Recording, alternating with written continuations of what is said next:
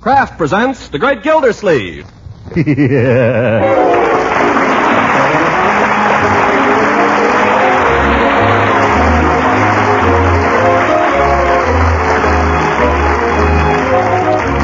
Kraft Cheese Company will also bring you Bing Crosby every Thursday night. Present each week at this time Harold Peary as The Great Gildersleeve, written by John Whedon. We'll hear from The Great Gildersleeve in just a moment.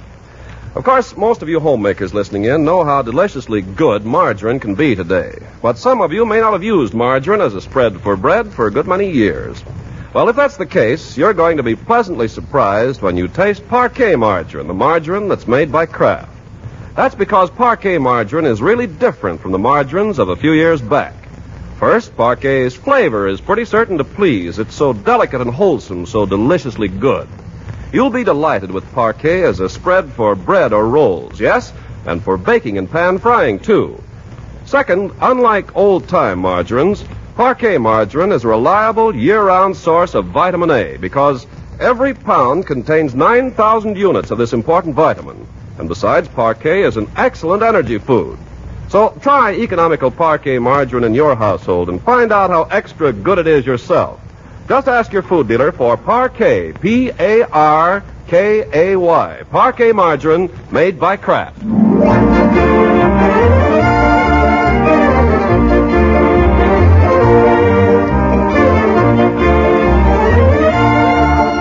Now on to Summerfield and the Great Gildersleeve. Saturday afternoon finds him in a flurry of preparation for the expected visit of his old friends, Fibber McGee and Molly.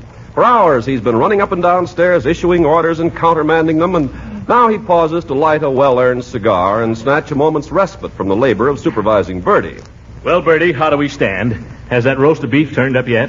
No, sir. I phoned the market, and they said the boy left with about a half hour ago. Maybe he's been hijacked. Yeah. Well, we'll give him a few more minutes. How about the sleeping arrangements? I did like Miss Marjorie said. I'm giving Miss McGee your room. That's right. And Mr. McGee gets the den. I hope he'll be comfortable. He doesn't have to be comfortable. That guy can sleep standing up. What about me? Where do I go? Well, you saw to get the sewing room, Mr. Gildersleeve. I knew it, the sewing room. I'll be on pins and needles all night. Oh, no, sir. I got you all fixed up snug there on Leroy's folding camp cot. Yeah, the last time I camped on that cot, it folded all right. Do you remember? Well, I got it fixed up now, Mr. Gildersleeve. I got it tied up with some string. Oh, fine. I'll sleep like a baby. Yes, sir. I'll bet I'll be asleep before my head hits the floor. Oh, Marjorie, is that you? It's me, Unc. Marjorie's coming. She's outside talking to some guy that brought her home from the plant. How was the movie? Bertie, take this book upstairs with you when you go, will you? Yes, sir. I saw a white cargo. It's about this guy. Good. Put that book on the table next to the bed, Bertie. Mrs. McGee might want to read before she goes to sleep. It's about this guy goes to Africa, and he runs into Hetty Lamar down there mooching around the jungle. Yips. So the heat begins to get him. Only I forgot to tell you, Walter Pigeon is there. He's running the camp. That's Mr. Miniver, only in this picture his name is Witzel. Oh, hello, my dear. What? Are they here yet? So Witzel says to this new guy... Not yet. Their train's due in about a half an hour. So Witzel says to this guy... Witzel, that's Walter Pigeon. Leroy, I haven't got time to listen to all that now. Well, you asked me how was the movie. I'll be more careful next time.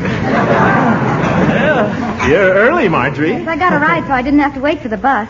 We picked up Leroy just as he was coming out of the theater. Yeah, tell him who picked you up. Marjorie's got a new fella. Nobody picked me up. And I have not. That's no way to talk about your sister, young man. One of the men from the plant very kindly offered to drive me home, that's all. Who's on his way? Yeah, Mike, she calls him. That just happens to be his name. She's only been there working there a week, and already it's Mike. Hiya, Mike. Hiya, baby. Come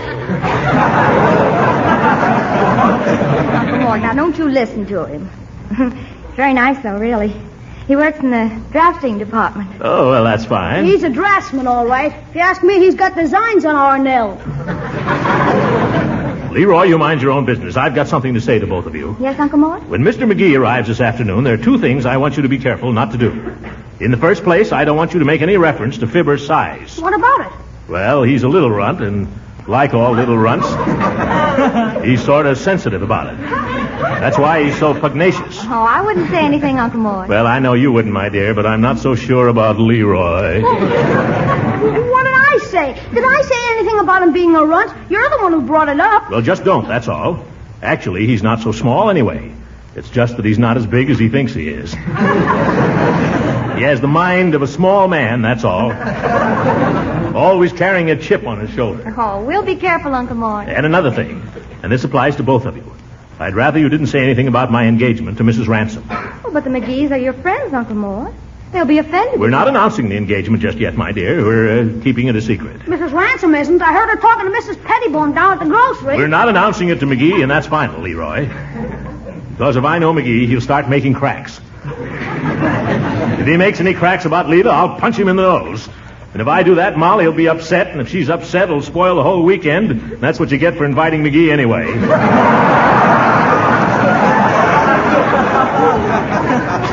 now wait. He hasn't even arrived yet. He hasn't had a chance to open his mouth. If I know McGee, his mouth is open right this minute. You'll see, he'll arrive here in the middle of a sentence. Nobody will be able to get a word in all weekend. If he ever finds out about me and Leela, he'll be like a Scotty with a bone. Oh, Uncle Mort, you're being silly. Well, he isn't going to come in here as my guest and bandy so-called witticisms at my expense. I'm not going to give him the satisfaction. But just keep the whole thing dark, if you don't mind. Come on, it's time to go get him. Can I go, Unc? No, Leroy, there's something else I want you to do. What's that? I want you, in the interests of peace, to go out in the garage, get the lawnmower, and hide it.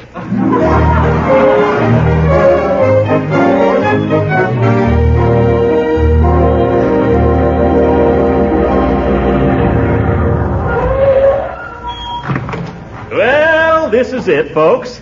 It's no palace, but it's home to me. What do you think of it, Molly? Oh, it's a lovely place, Mr. Gildersleeve. Yeah, nice hunk of property you got here, Gildy. 100-foot front by 175 deep. Well, that ought to give you room to spread out. And I can see that you have. What was that, little chum? McGee, watch it. Hey, Throcky, who lives next door there? Next door? Oh, some woman. I forget her name. Mrs. Ransom. Oh, yes. Is that it? She's a widow. Oh, so? Widow woman, eh? Give you much trouble? No. As a matter of fact... Marjorie, suppose you run in and ask Leroy to come out and help with the bags. That's a good girl. You know, I think nice neighbors make all the difference in the world. So do bad ones. We had one once who borrowed our lawnmower and kept it so long he finally had to leave town. And he took the lawnmower with him. McGee, if you come all the way to Summerfield to open up old wounds... You want me, Unc? Oh, yes. Come here, my boy. Well, this must be little Leroy. Yes. Leroy, I want you to meet Mrs. McGee, a very dear friend of mine. How do you do? My, he's a fine-looking lad, Mr. Gildersleeve. Oh, and this is Mr. McGee. Hi, Bud. Gosh, I had no idea you were such a big kid. Gosh, I had no idea you were so big either. What do you mean by that? Well, you're not such a little runt. Unc told me... Leroy! I'm just building him up, Unc. Well, cut it out. Never mind him, Leroy. You eat your oatmeal and cod liver oil regularly, someday you may be as big and fat as your uncle. Are you kidding? None of your impudence, young man. Now, Gildersleeve, the boy meant no harm. He's plainly the victim of an unfortunate environment, that's all. Well, let's go inside, shall we, where the environment is warmer. Oh, yes, by all means. Leroy, you go get the bags out of the car. By George, I tell you folks, it's wonderful to have you here. This is just like old times. Oh, it's good to be here, Mr. Gildersleeve. Let me take your coat, Mrs. McGee. Oh, thank you. Where'll I put mine, Trocky? Well, I'll take it. Just hang it up here in the hall closet. McGee, What, Molly? you see that closet? That's what I mean.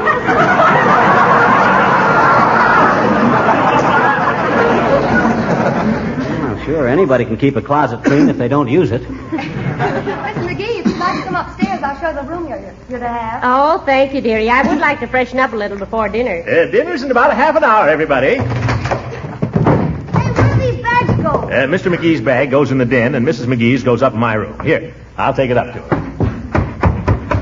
Hey, Sonny, is there any place around here where a fellow could buy a toothbrush? I came off without one, as usual. Well, sure, there's a drugstore right down the street about 3 blocks. Good, I may run down there a little later. Well, what have you been doing with yourself all day? I went to the movies this afternoon. White Cargo, have you seen it? No, that's one I missed. Well, this guy goes to Africa, and he can't stand the heat. So he and Walter Pigeon get mad at each other, and Walter Pigeon says, "You'll quit." And he says, "I will not." So he goes off by himself and plays the phonograph, and then he... Well, look, On second thought, maybe I better go right now and get that toothbrush. Oh, wait on. I'm just getting to where Hedy Lamarr comes in. Oh, well, I'll wait for that. Well, he's playing his phonograph there, and it's getting all dark and spooky, and he looks out the door, and all of a sudden, what does he see? Hedy Lamarr. Yeah, only you'd never know her. Huh? She's got a sort of a thing around her, and she comes in like this. Look, you're Walter Pigeon, and I'm Hedy Lamarr. Well, if you're Hedy Lamarr, I guess I can pass for Walter Pigeon.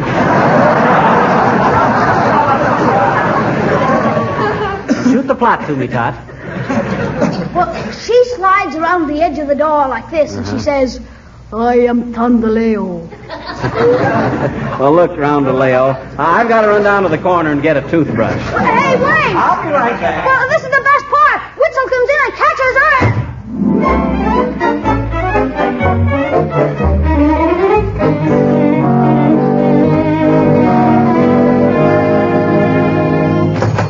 Good night, Mr. Peavy.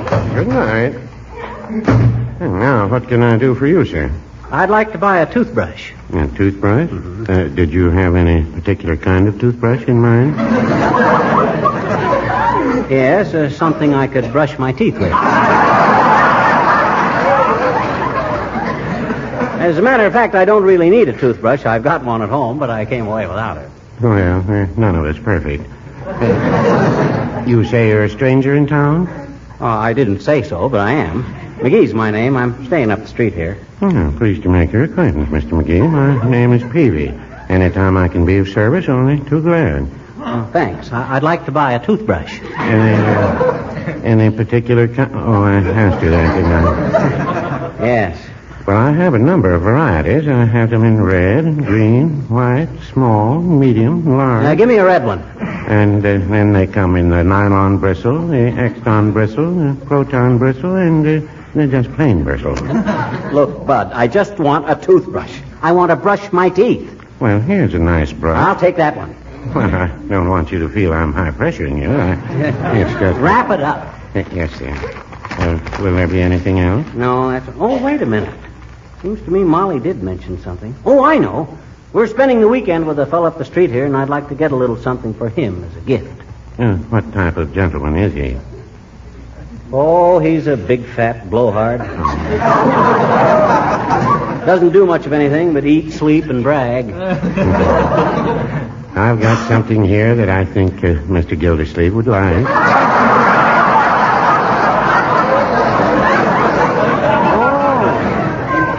You know him? Oh, yes, he's in here almost every day. Oh. And I think if you really want to surprise him, a nice package of bubble bath would do the trick. Gildersleeve in a bubble bath? Boy, he'd look like a blimp coming out of a cloud. Well, of course, it wouldn't make much of a wedding gift if that's what you have in mind. Wedding gift? For Gildersleeve? Haven't you heard? He's engaged to marry his next-door neighbor, Mrs. Ransom. Throcky, engaged? Yes. Oh, tell me more. What'd you say her name was? Mrs. Ransom. Leela Ransom. Widow. Oh, the widow next door. Uh-huh. The one he said he never met. Didn't even know her name. The big fake. What's she like? Well, she's a southern lady. Very well preserved.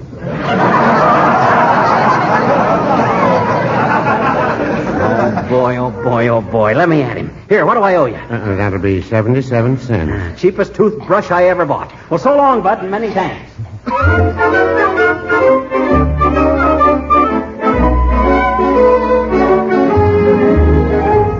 Just then, Walter Pigeon comes in from the jungle and catches Hetty slipping him the poison. Heavenly day. Leroy, that'll be quite enough now. Oh, now, don't discourage the boy, Mr. Gildersleeve. Discourage him. I only wish I knew how. Hi, folks. McGee, where on earth you been? Oh, just down the corner. Say, you look like the cat that swallowed the canary.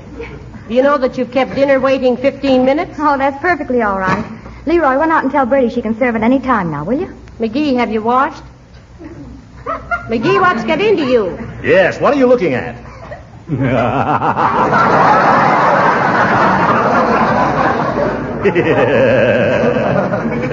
Hi, Rocky. Yeah. Hello. How's every little thing? How are you feeling? I feel all right. Why? Everything under control? Certainly. What do you hear from Lulu? Lulu? Who's Lulu? McGee, what on earth are you When are we going to meet her, Throcky? Meet who? The Queen of Sheba, Scarlett O'Hara, that widow you're going to marry. Mary? Mr. Gildersleeve? Leroy? Honest, Unc, I didn't say a thing. Marjorie? Not a peep, Uncle Mort, I swear. If you knew Lulu like I know. Her name is not Lulu. No? No, it's Leela. Leela. Lee is in leave her out of this, and La is in lots of people get a punch in the nose. That's just what you're going to get if you ever so much as... Why, you big bumbling balloon. Come over here and I'll let the air out You of muscle-bound midget. McGee! Saved by the bell.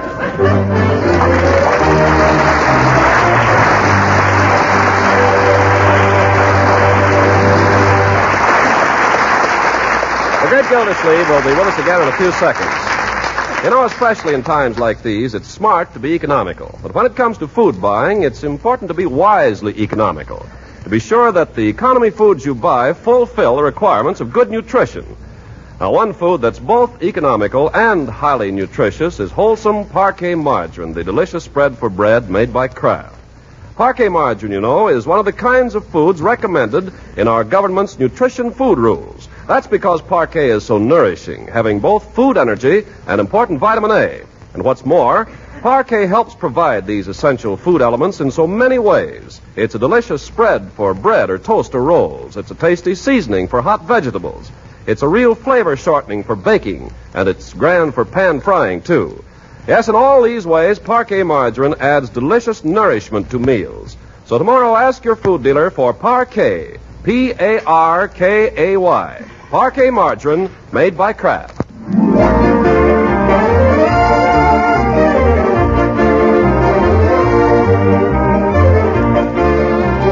And now, what of the Great Gildersleeve? Well, it's Sunday morning, and the great man has come down to enjoy his usual outsized Sunday breakfast. He walks into the dining room sniffing the air like a bird dog in a hot scent.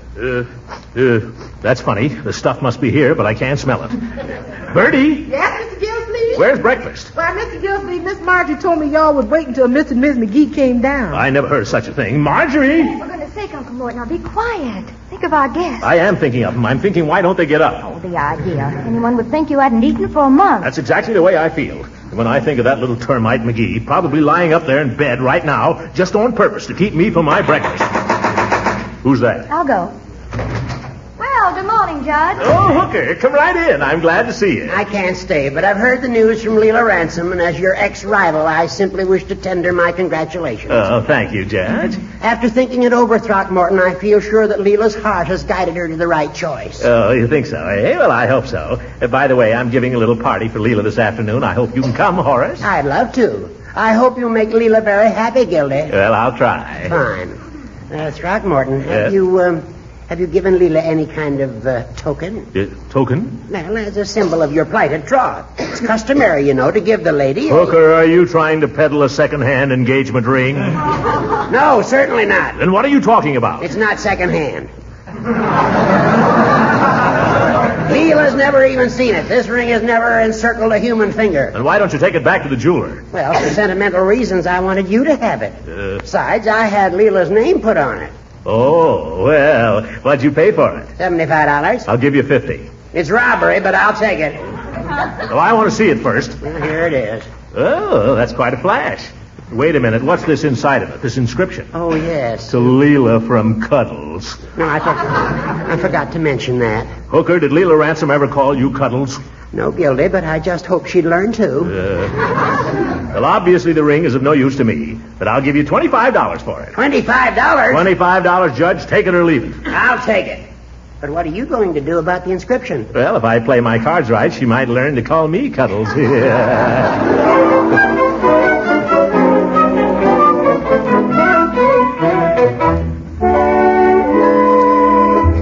Yoo-hoo, anybody around?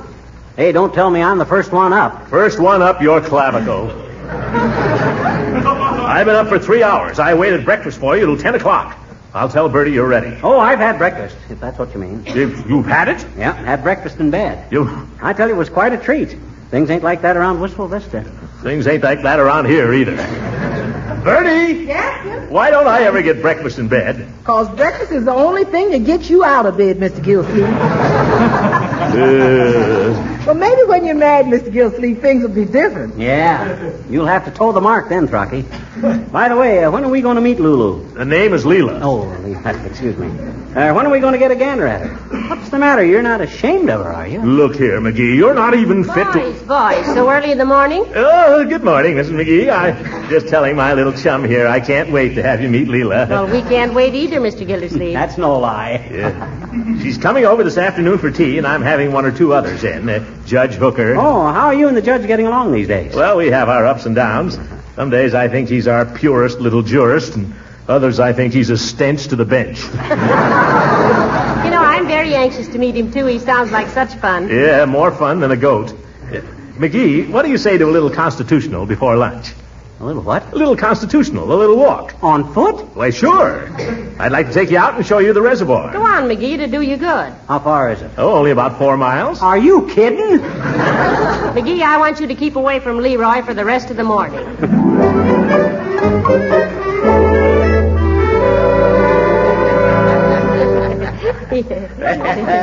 Well, this is quite an occasion, Everybody here now but the guest of honor. Where's Leela, Gildy? Leela, she'll be along any minute, Judge. You know, Judge, I've heard a lot about you from our friend Gildersleeve here. Have you? I've heard a lot about you, too, Mr. McGee. Well, I'll tell you what he said about you if you'll tell me what he said about me. McGee, you're a guest here. I've never said anything behind your back, little chum, that I haven't said to your face. Oh, so that's the way you talk about me behind my back. Oh, wait a minute, folks. That must be Leela. I'll go on. Hey, never mind, Leroy. I'll open it. Don't bother, Uncle. Leroy, you hurt me. Okay. You know, I can't wait to meet her. Just think, McGee, Mr. Gildersleeve in love. Yeah, staggers the imagination. Boy, they're taking long enough.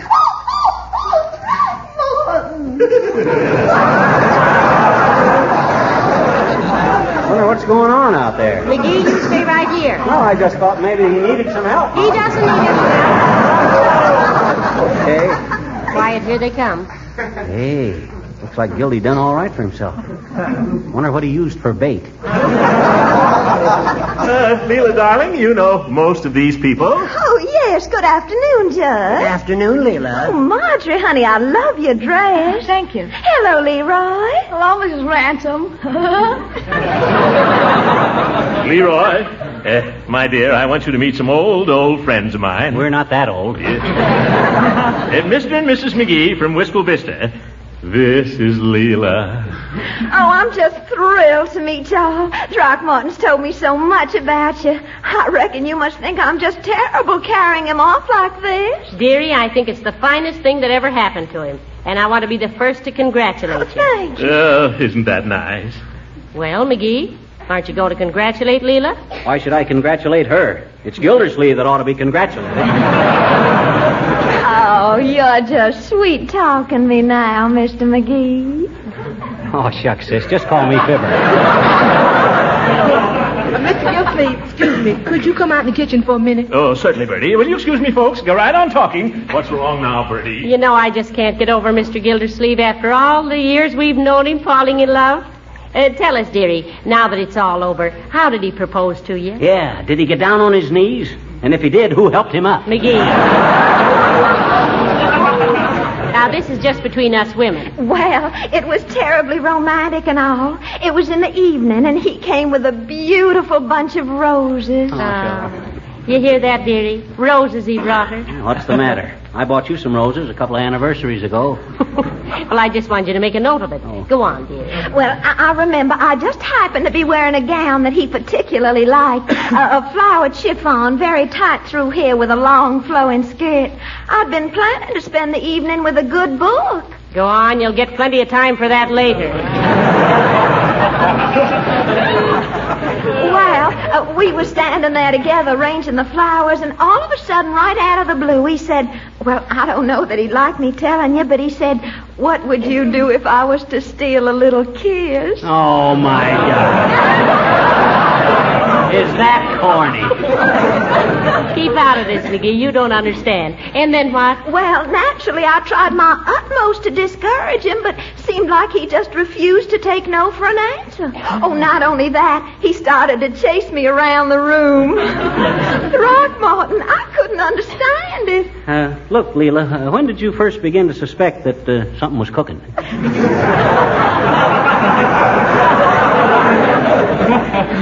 When he sang to me, just a little love, a little kiss. Just a little love.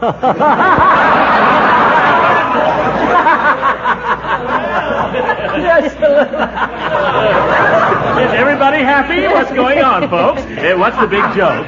Nothing, Mr. Gildersleeve. Nothing at all. McGee, go on outside till you can control yourself. Come on, get out of here. If I hear any more, I'll buy. Leroy, show me where I get a glass of water, will you? Right out here. Leela, what's wrong with McGee? I don't know, Throckmorton. I was just telling them about our engagement and how you proposed to me, and all of a sudden something seemed to strike him funny. Leela is nothing sacred to you. Now, Mr. Gildersleeve, don't be blaming her. Is our romance nothing but a farce to be torn to tatters for the amusement of the mob? Oh, no, Throckmorton. Am I nothing to you but a laughing stock? Oh, no. Well, that's the impression I seem to get. Now, listen, don't be blaming it on her, Mr. Gildersleeve. Blame it on McGee. Huh? And now, listen, remember, every proposal is sweet to the woman who hears it. Isn't that a fact? Tell me, Mrs. McGee, how did Mr. McGee propose to you? McGee?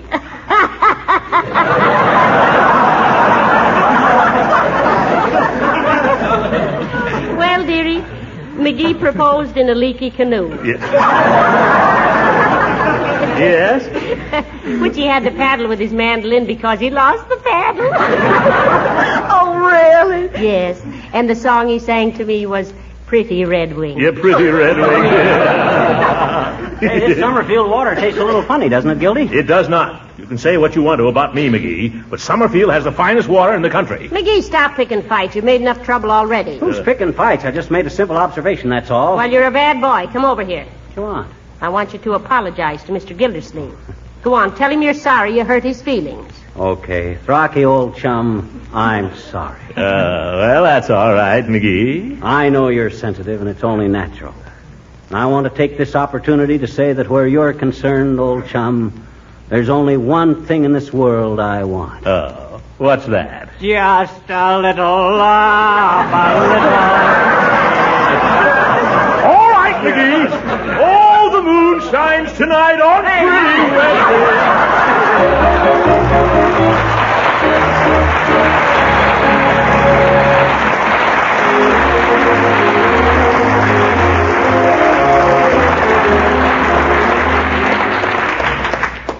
Well, it's certainly been nice having you folks here, Mrs. McGee. Well, it's been nice being here, Mr. Gildersleeve, and meeting Marjorie and little Leroy and Leela and all. I think Leela's going to make you very happy. Yeah, Throcky, she seems like a mighty nice gal. Well, I'm glad you both liked her. Well, goodbye, old chum. Thanks for the use of the den. Oh, yes, I hope you were very comfortable there. Oh, it was fine, but there's just one thing I'd suggest, Throcky. Huh? If you go to take a shower there, be careful. Why? You might cut your feet on my lawnmower. Oh! Leroy! Good night. Good night, all. Good night. Fibber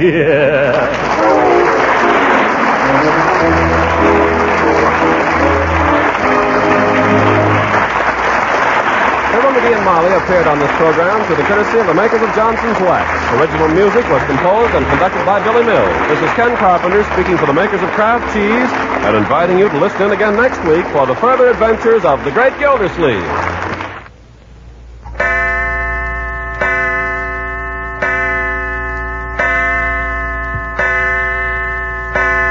Six o'clock, Mother's late. That means the family will have to wait for dinner. But they won't wait long if Mother's smart and knows the 7-minute way to make macaroni and cheese. The trick is performed with a product called Kraft Dinner.